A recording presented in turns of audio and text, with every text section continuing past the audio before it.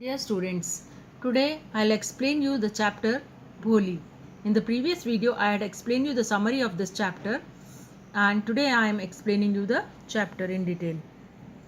Her name was Sulekha, but since her childhood everyone had been calling her Bholi, the simpleton. Means एक लड़की है जिसका नाम सुलेखा है लेकिन बचपन से ही सभी उसको क्या कहते हैं, भोली, the simpleton. Simpleton means very simple, innocent. She was the fourth daughter of Nambardar Ramlal. Nambardar is a post and father's name is Ramlal. Fourth daughter है वो रामलाल की. And when she was 10 months old, she had fallen off the cot. जब वो 10 महीने की थी तो वो पलंग से गिर गई थी. Cot means bed. On her head and perhaps it had damaged some part of her brain. और उसको सिर में लगी थी तो उसका कुछ ब्रेन का हिस्सा डैमेज हो गया था. That is why she remained a backward child and came to be known as भोली. इसलिए उसका ब्रेन डेवलप नहीं हो पाया तो वो बैकवर्ड चाइल्ड रह गई, इसलिए भोली कहते थे सब उसको. The simpleton, innocent. At birth the child was very fair and pretty.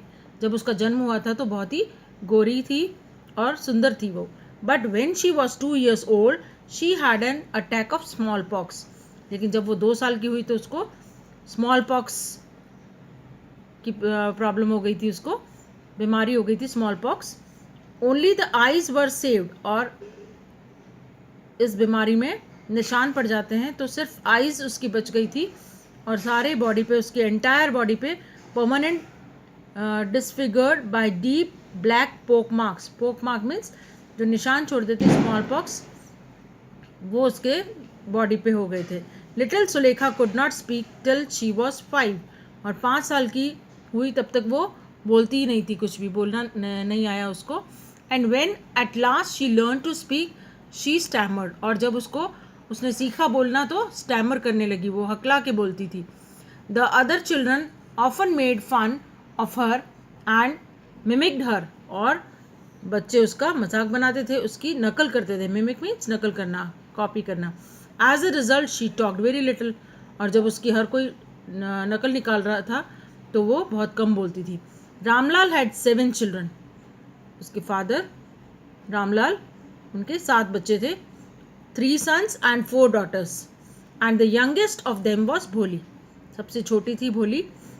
It was a prosperous farmer's household and there was plenty to eat. और रामलाल जो था वो बहुत ही प्रॉस्परस मीन्स खुशहाल परिवार था उनका और बहुत खाना पीना अच्छा था उनके घर में. And drink. All the children except Bholi were healthy and strong. सारे बच्चे रामलाल के हेल्दी थे और स्ट्रॉन्ग थे, सिर्फ भोली जो थी वो स्ट्रॉन्ग और हेल्दी नहीं थी. The sons had been sent to the city to study in schools and later in colleges. और जो लड़के थे रामलाल के, उनको तो उसने बाहर पढ़ने भेजा सिटी में और कॉलेज में बाद में. Of the daughters Radha the eldest had already been married. और सबसे बड़ी बेटी राधा, उसकी शादी हो चुकी थी. The second daughter Mangala's marriage had also been settled. दूसरी बेटी मंगला की भी मैरिज उसने फिक्स कर दी थी. And when that was done Ramlal would think of the third, चंपा.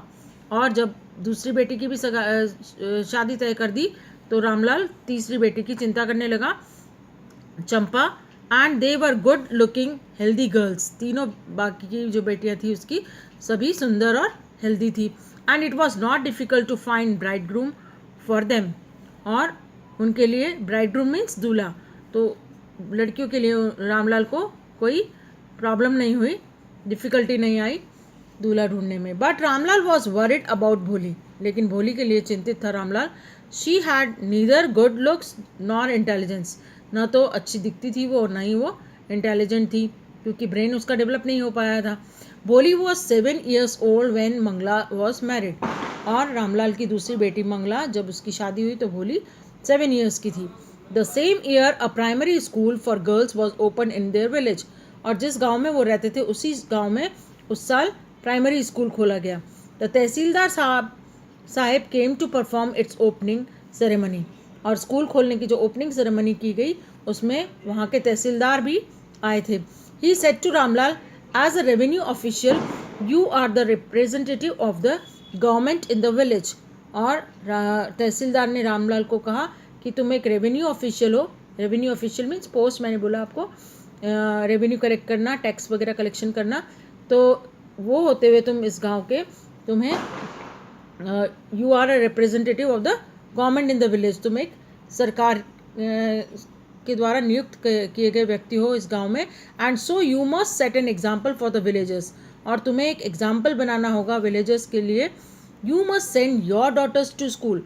अब पहले के ज़माने में लड़कियों को तो स्कूल पढ़ने भेजते नहीं थे, तो तहसीलदार ने कहा रामलाल को, तुम्हें एक एग्जाम्पल सेट करना होगा गांव वालों के लिए, तुम्हें अपनी खुद की बेटियों को स्कूल भेजना होगा। That night when Ramlal consulted his wife she cried, are you crazy? If girls go to school who will marry them? और उस रात रामलाल ने अपनी वाइफ से कंसल्ट किया तो वाइफ जो है जोर से चिल्लाई, क्या तुम मैड हो गए हो, पागल हो गए हो? लड़कियों को स्कूल भेजोगे तो उनसे शादी कौन करेगा? But Ramlal had not the courage to disobey the tehsildar. Ramlal के पास इतनी हिम्मत नहीं थी कि तहसीलदार का कहा हुआ वो डिसोबे कर दे, बात नहीं माने उनकी, ऐसा उसमें हिम्मत नहीं थी। At last his wife said, I will tell you what to do. और वाइफ ने कहा कि ठीक है, मैं बताती हूँ क्या करना है तुमको। सेंड भोली टू स्कूल। और क्या कहा मदर ने? भोली को हम स्कूल भेज देंगे। As it is there is a little chance of her getting married. और वाइफ ने बोला कि भोली की तो बहुत कम चांसेस है शादी होने के, इसे हम स्कूल भेज देंगे। With her ugly face and lack of sense. और शादी होने की चांसेस कम क्यों है? क्योंकि उसका फेस अगली है और उसमें इंटेलिजेंस भी नहीं है। Let the teachers at school worry about her. और स्कूल के जो टीचर्स होंगे उनको चिंता करने देते हैं, वो करेंगे उसकी चिंता। The next day Ramlal caught Bholi by the hand and said. दूसरे दिन रामलाल भोली का हाथ पकड़ के कहने लगा, come with me, I will take you to school. और भोली को बोला, चलो मेरे साथ, में तुम्हें स्कूल लेके जाऊंगा। भोली वॉज फ्राइटेंड, डर गई वो। She did not know what a school was like. उसे तो पता ही नहीं था कि स्कूल क्या होता है। She remembered how a few days ago their old cow Lakshmi had been turn out of the house and उसको कुछ बात याद आई कि कैसे थोड़े दिन पहले उनकी जो गाय थी लक्ष्मी, उसको घर से बाहर निकाल दिया था।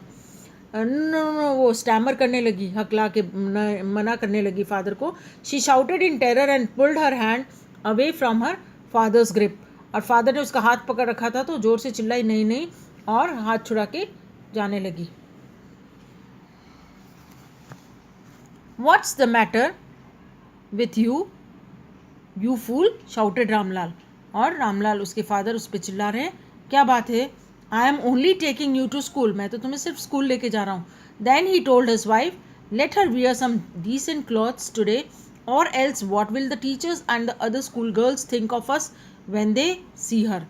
और रामलाल ने अपनी वाइफ से कहा कि इसको अच्छे कपड़े पहना दो, डिसेंट से, ताकि जो टीचर्स हैं और दूसरी गर्ल्स हैं स्कूल में तो क्या सोचेंगी जब वो इसको देखेंगी, तो हमारे बारे में उनकी क्या विचार बनेंगे, इसलिए इसको अच्छे कपड़े पहना दो। New clothes had never been made for Bholi. Bholi के लिए कभी भी नए कपड़े तो बने ही नहीं थे। The old dresses of her sisters were passed on to her. और बड़ी बहन के कपड़े पास कर दिए जाते थे, उसको पहनने के लिए दे दिए जाते थे। No one care to mend or wash her clothes. कोई उसकी चिंता नहीं करता था कि उसके ड्रेसेस को धोया जाए या ठीक किया जाए। But today she was lucky to receive a clean dress which had shrunk after many washings and no longer fitted चंपा। और आज उसको जो ड्रेस पहनाई जा रही थी वो चंपा की थी, और कई बार धोने के बावजूद वो ड्रेस कैसी हो गई थी? श्रिंक हो गई थी। सिकुड़ना, श्रिंक मीन्स श्रंक, सिकुड़ना। She was even bathed and oil was rubbed into her dry and matted hair। और उसको उस दिन नहलाया गया, तैयार किया गया तेल लगाकर बालों में। मैटेड मीन्स उसके उलझे हुए से बाल थे। Only then did she begin to believe that she was being taken to a place better than her home। तब उसको विश्वास हुआ कि कोई ऐसी अच्छी जगह से ले जाया जा रहा है जो कि घर से अच्छी है। When they reached the school, the children were already in their classroom। जब स्कूल पहुंचे तो बच्चे पहले से ही क्लासरूम में थे। Ramlal handed over the daughter to the headmistress। Ramlal ने अपनी बेटी को हेडमिस्ट्रेस को सौंप दिया। Left alone, the poor girl looked about her with fear laden eyes। और अकेली पड़ गई वो वो बहुत ही डरी हुई सी थी, उसकी आंखों में बहुत डर था. There were several rooms and in each room girls like her squatted on mat reading from books और राइटिंग ऑन स्लेट्स. और बहुत सारे रूम थे स्कूल में और गर्ल्स जो है वो मैट्स पे बैठी हुई थी, पढ़ रही है कुछ और कुछ लिख रही थी स्लेट्स पे. The headmistress asked Bholi to sit down in a corner in one of the classroom. Headmistress ने भोली को कहा कि एक रूम के क्लासरूम मीन्स एक क्लासरूम में कोने में बैठ जाए. Bholi did not know what exactly a school was like and what happened there. Bholi को पता ही नहीं था कि स्कूल क्या होता है और वहाँ क्या होता है. But she was glad to find to so many girls almost of her own age present there. और उसे बड़ा अच्छा लगा कि उसकी एज ग्रुप की बहुत सारी गर्ल्स थी वहाँ पर. She hope that one of this girls might become her friend. और उसको लगा कि कोई ना कोई एक गर्ल उसकी फ्रेंड बन सकती है. The lady teacher who was in the class was saying something to the girls but Bholi could understand nothing. Lady teacher जो थी क्लास में बच्चों को कुछ कह रही थी लेकिन भोली को कुछ समझ नहीं आ रहा था. She looked at the pictures on the wall. और दीवार पे जो पिक्चर्स लगी हुई थी उनको वो देखने लगी. द कलर्स फैसिनेटेड हर. जो कलरफुल पिक्चर्स लगे हुए थे उससे वो अट्रैक्ट हो रही थी. वहाँ पिक्चर्स लगे थे. The horse was brown just like the horse on which the tehsildar had come to visit their village. और जो घोड़े का पिक्चर लगा हुआ था ब्राउन कलर का वो बिल्कुल उसको वैसा लग रहा था जैसे तहसीलदार हॉर्स पे उनके गांव में आए थे विजिट करने. The goat was black like the goat of their neighbour. और गोट की पिक्चर लगी हुई थी, ब्लैक कलर की थी वो बिल्कुल उनके नेबर में जो गोट है उसकी तरह. The parrot was green like the parrot she had seen in mango orchards.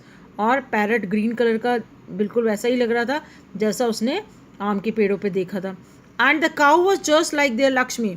उनकी एक गाय थी जिसका नाम था लक्ष्मी और जो काउ का पिक्चर लगा हुआ था वो बिल्कुल उनकी गाय लक्ष्मी की तरह था.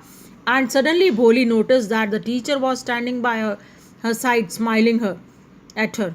और सडनली उसने नोटिस किया कि टीचर बिल्कुल उसके पास आके खड़ी हो गई है और उसकी तरफ स्माइल कर रही है. What's your name little one. Teacher ने उसको नाम पूछा और वो फिर स्टैमर करने लगी, हकलाने लगी.